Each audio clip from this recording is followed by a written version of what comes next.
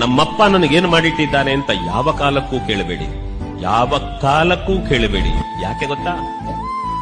ಒಂದು ವೇಳೆ ನಾವು ಸಣ್ಣ ಮಕ್ಕಳಾಗಿದ್ದಾಗ ಏಕಾಏಕಿ ರಾತ್ರಿ ಸಿಕ್ಕಾಬಟ್ಟೆ ಅಳತೆ ಹುಷಾರಿಲ್ಲ ಅಂತ ಅಳ್ತಾ ಇರಬೇಕಿದ್ರೆ ಈ ದರಿದ್ರ ಯಾಕಾದ್ರೂ ಹುಟ್ಟು ಬಿಡುತ್ತೋ ಅಂತ ನಮ್ಮ ಅಮ್ಮ ನಮ್ಮನ್ನು ಕೊಲ್ತಿದ್ರೆ,